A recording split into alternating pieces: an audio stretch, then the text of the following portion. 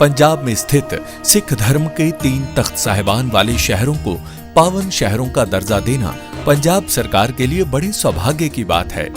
ये शहर है श्री अमृतसर साहिब, श्री आनंदपुर साहिब और तलवंडी साबो। ਇਹ ਤਿੰਨੋਂ ਤਖਤਾਂ ਦੇ ਸ਼ਹਿਰਾਂ ਨੂੰ ਪੰਜਾਬ ਦੇ ਅਧਿਕਾਰਤ ਪਵਿੱਤਰ ਸ਼ਹਿਰ ਵਜੋਂ ਐਲਾਨ ਕਰਨ ਦਾ ਫੈਸਲਾ ਕੀਤਾ। पश्चिम बंगाल में विधानसभा चुनाव से पहले यहां के राजनीति में तू डाल डाल मैं पात पात, कुछ इस तरह का खेल चल रहा है। एक तरफ ममता बनर्जी हैं जो ये कह रहे हैं कि अगर हमें ज्यादा उकसाया तो हम बीजेपी की पोल खोलकर रख देंगे। अमित शाह का कोयला घोटाले से उन्होंने नाम जोड़ दिया और कहा कि मेरे पास इसका एक पेन ड्राइव है और इसकी पूरी जानकारी मेरे पास है सबूत के तौर पर, और हमें उकसाने की कोशिश ना करे बीजेपी। अमित शाह को सीधे खुलेआम चैलेंज ममता बनर्जी दे रही हैं, तो वहीं पर बीजेपी भी पलटवार कर रही है। लेकिन इस पूरे में देखें तो ममता बनर्जी का कहना है कि कोयला घोटाले का पैसा शुभेंदु अधिकारी ने इस्तेमाल किया और अमित शाह को भेजा, और मैं आमतौर पर प्रतिक्रिया नहीं देती, लेकिन अगर कोई मुझे छेड़ता है तो मैं छोड़ती नहीं। सीधे तौर से ममता बनर्जी का बीजेपी को लेकर यह पलटवार है। अब आपके मन में सवाल ये उठ रहा होगा कि आखिर ममता बनर्जी को सीधे ऐसे ऐलान करने और चुनौती देने के पीछे की वजह क्या है, ऐसे नौबत क्यों आई? और इसे समझने के लिए पहले आपको ममता बनर्जी का ये बयान सुनवाते हैं जो पश्चिम बंगाल में विधानसभा चुनाव से पहले जो अभी विवाद है उस विवाद पर बीजेपी को सीधे तौर से चैलेंज की। और शुभेंदु अधिकारी थ्रुते टाका जाए अमित शाहर काछे। শুনুন, আপনাদের ভাগ্য ভালো এখনো যে আমি চেয়ারে আছি বলে না ওই পেন ড্রাইভ গুলো বাইরে বের করে দিই না। বেশি লাগালে কিন্তু বলে দিচ্ছি আমার কাছে সব পেন ড্রাইভ করা আছে, আমি কিন্তু ভান্ডা ফাঁস করে দেবো। अब इधर ममता बनर्जी बयान दे रही हैं तो उधर कोलकाता हाईकोर्ट में जब मामला पहुंचा तो उधर कोर्ट परिसर में भारी भीड़ हो गया और हंगामा की वजह से ईडी ने जो याचिका लगाई थी, ईडी के याचिका पर जज साहब सुनवाई ही नहीं कर पाए।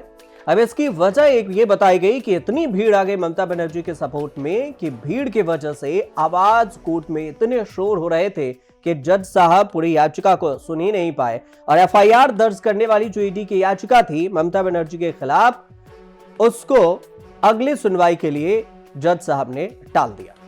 अब बात आती है कि टीएमसी के आईटी सेल के चीफ के ठिकानों पर 8 जनवरी को यहां पर विवाद शुरू हुआ। ईडी ने रेड डाला और रेड के विरोध में टीएमसी ने शुरू किया दिल्ली से कोलकाता तक विरोध प्रदर्शन।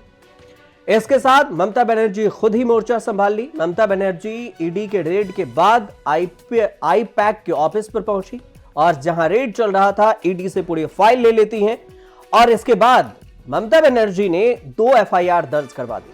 2 एफआईआर की है। कोलकाता में भी उन्होंने मार्च निकाला और इसके बाद वो बीजेपी के खिलाफ बयान दे रही हैं और ये आरोप लगा रही हैं, ठीक राहुल गांधी के जैसे ही, कि बंगाल में भी वोट चोरी करना चाहती है मोदी सरकार यानी बीजेपी। जिस तरह से बीजेपी ने बिहार और हरियाणा में वोट चोरी करके सत्ता में वापसी की, वैसे ही पश्चिम बंगाल में भी वोट चोरी करना चाहती है बीजेपी की सरकार। इस बात का सीधे सीधे आरोप लगाया और ममता बनर्जी ने हरियाणा और फिर बिहार का जिक्र करते हुए एसआईआर का भी जिक्र कर दिया। एसआईआर को लेकर ममता बनर्जी का यह कहना हुआ कि पश्चिम बंगाल में अगर रोहिंग्या हैं, बांग्लादेशी हैं, तो फिर असम में भी तो हैं। असम में रोहिंग्या पर एसआईआर की प्रक्रिया क्यों नहीं की? पश्चिम बंगाल में जो बांग्लादेशी भाषा का इस्तेमाल करने की बात हो रही है कि बंगाली जो बोलते हैं वो बांग्लादेशी हैं, तो पश्चिम बंगाल के सिवाय असम में रोहिंग्या की बात हुई थी, तो वहां एसआईआर की प्रक्रिया क्यों नहीं? ममता बनर्जी का सीधे से यह सवाल है चुनाव आयोग को लेकर भी और एसआईआर को लेकर भी। इसके बाद उन्होंने ये कही है कि ईडी ने छापेमारी के दौरान पार्टी का डेटा और रणनीति चुराने की कोशिश की। कान काटा दुकान काटार दल, जुमला पार्टी, झमेलार पार्टी, हमलाकारी पार्टी, अत्याचारी पार्टी, अनाचारी पार्टी, दुराहारी पार्टी, दुराचारी पार्टी, व्यभिचारी पार्टी, स्वैराचारी पार्टी। এরকম পার্টি আমি দেখিনি। এটা পার্টি না দোপাটি? স্বাধীনতার সময় তো জন্মে হয়নি, তো গান্ধীজিকে বাদ দেবে না তো কাকে বাদ দেবে? কিভাবে আমরা সবাইকে নিয়ে থাকি, সর্বধর্ম সমন্বয়, সর্বধর্ম সর্ববর্ণ সব রাজনীতি। এই বিজেপিকে আমরা ভদ্রতা করি, তা না হলে মুখে বলবো না কি করা উচিত আপনারা জানেন। বাংলা কি জেনে রাখো, কোনোদিন মাথা নত করেনি, করবে না। तो ममता बनर्जी ने ईडी के छापेमारी को वोट चोरी से जोड़ दिया और ये कहा कि चुनाव में जो डेटा है उसकी रणनीति को चोरी करने की वजह से ये बीजेपी ने ईडी को भेजा कि पूरी डेटा चुनाव की रणनीति को मेरे पास ला और उसके बाद हम ये जानकारी जुटाएंगे कि पश्चिम बंगाल में ममता बनर्जी की सरकार क्या कुछ रणनीति अपना रही। ये सीधे तौर से आरोप ममता बनर्जी लगा रही हैं बीजेपी पर।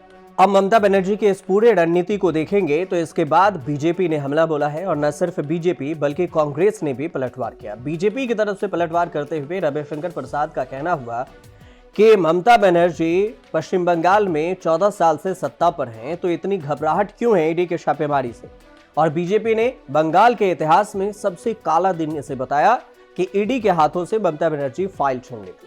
वहीं पर कांग्रेस की तरफ से अधीर रंजन चौधरी का बयान आया कि टीएमसी सिर्फ ईडी के छापेमारी पर ही विरोध करती है, लेकिन बंगाल में प्रवासी मजदूरों पर हमला पर विरोध नहीं करती है। जब प्रवासी मजदूरों पर हमला होता है तो वो विरोध क्यों नहीं करती। वैसे आमतौर पर अगर देखा जाए तो पश्चिम बंगाल में ऐसा पहली बार नहीं है जब ममता बनर्जी ने ईडी से टकराव किया हो या सीधे तौर से ईडी से भिड़ी हो। इससे पहले अगर आप देखेंगे तो पश्चिम बंगाल में 7 साल में करीब 7 बार ममता बनर्जी ईडी से सीधे भिड़ चुकी है। अगर आप इसकी लिस्ट भी देखना चाहते हैं तो आपको लिस्ट भी बताते हैं। सबसे पहले बात कर लेते हैं कि यहां पर 8 जनवरी 2026 को जब ईडी का टीएमसी आईटी सेल के हेड जो है प्रतीक जैन के घर पर और ऑफिस पर छापा मारा। ईडी ने छापा मारा तो ममता बनर्जी मौके पर पहुंची। ईडी ने जांच में बाधा डाला है, ऐसा उन्होंने आरोप लगाया। थोड़ा सा पीछे चलिए, 23 अक्टूबर 2023 को राशन घोटाले में ईडी ने तत्कालीन मंत्री ज्योति प्रिया मल्लिक को गिरफ्तार किया। 20 घंटे के पूछताछ की, ममता बनर्जी ने दखलंदाजी। ममता बनर्जी बचाव में उतरी। इसके अलावा देखेंगे तो 11 अगस्त 2022 को जब सीबीआई ने पशु तस्करी केस में टीएमसी नेता अनुव्रत मंडल को गिरफ्तार किया, ममता बनर्जी ने बचाव में उतरी। इसके अलावा 23 जुलाई 2022 को स्कूल भर्ती घोटाले में ईडी ने शिक्षा मंत्री पार्थ चटर्जी को गिरफ्तार किया। 50 करोड़ रुपए नगद और सोना बरामद किया, जो कि ममता बनर्जी के करीबी थे। इसके अलावा 6 सितंबर 2021 के बाद देखिए, कोयला तस्करी केस में ईडी ने अभिषेक बनर्जी से 9 घंटे तक पूछताछ की। 17 मई 2021 को नारद स्ट्रिंग केस में सीबीआई ने टीएमसी नेताओं को गिरफ्तार किया। ममता बनर्जी का सीबीआई दफ्तर के बाहर 6 घंटे तक धरना प्रदर्शन हुआ। इसके अलावा और देखेंगे तो 3 फरवरी 2019 को देखिए, पूंजी घोटाले में सीबीआई कोलकाता पुलिस में टकराव हुआ। ममता बनर्जी ने करीब 45 घंटे तक धरना दिया। ये पूरी जो सीबीआई और ममता बनर्जी के टकराव है उसमें 7 टकराव की बातचीत हमने आपको जानकारी दी। अब बात आता है कि क्या ये ईडी और ममता बनर्जी या फिर सत्ता में बैठे हो या विपक्ष में हो, उनके साथ जो सीधे ईडी का आरोप लगता रहा है। तो पश्चिम बंगाल की अगर बात करें तो पश्चिम बंगाल में रेड पॉलिटिक्स को कैसे भुनाती रही है ममता बनर्जी। रेड जब भी पड़ता है तो ममता बनर्जी उसको ट्विस्ट कर लेती है और इसका फायदा भी होता है। लेकिन सीधे तौर से देखा जाए तो ममता बनर्जी को जितना फायदा होता है बीजेपी को भी उतना ही फायदा होता है, क्योंकि बीजेपी के भी वोटों में बढ़ोतरी होती है। और ममता बनर्जी जो सत्ता में भी है पश्चिम बंगाल में, उनका ही कुछ ऐसा हिस्ट्री रहा है कि उनको भी ईडी के रेड से और जिस तरह से वो ईडी पर रेड पॉलिटिक्स करती हैं उससे भी उन्हें फायदा मिला। अगर आप 2021 के विधानसभा चुनाव को देखेंगे तो 2019 में थोड़ा पीछे जाइए, नरेंद्र मोदी की दूसरी बार सरकार बनी थी और इसके बाद केंद्र और पश्चिम बंगाल सरकार के बीच में केंद्रीय जांच एजेंसियों की दखलंदाजी बढ़ती चली गई थी। और तब भी ईडी का खेल चला था और खूब सियासी रार मची थी। पश्चिम बंगाल में देखिए, ममता बनर्जी और सीबीआई ईडी के दखल को केंद्र के बदले के राजनीति और कार्रवाई बताती रही है ममता बनर्जी। 2021 में भी कुछ ऐसा ही हुआ था। पश्चिम बंगाल में विधानसभा चुनाव से पहले ईडी और सीबीआई ने कोयला तस्करी घोटाला, इसके अलावा chit fund, Narada sting operation को लेकर छापेमारी की। कोयला तस्करी स्कैम में अभिषेक बनर्जी और उनकी पत्नी तक का नाम सामने आया। ममता बनर्जी विरोध की। इसका सीधे तौर से चुनाव में फायदा भी हुआ। ममता बनर्जी ने बंगाल में मां, माटी और मानुष की राजनीति शुरू की और इससे 2021 के विधानसभा चुनाव में टीएमसी ने अपने दम पर स्पष्ट बहुमत लाकर भी दिखाया। टीएमसी को 2021 में बहुमत मिला और इसमें 213 सीटें हासिल हुई। बीजेपी को 77 सीट ही मिल सकी, लेकिन बढ़त जरूर थी। इससे पिछले चुनाव से अगर देखें तो राज्य में सत्ता विरोधी लहर काम नहीं आई। मोदी के लहर के बावजूद भी पश्चिम बंगाल में ममता बनर्जी अपनी सत्ता बचाने में कामयाब रही।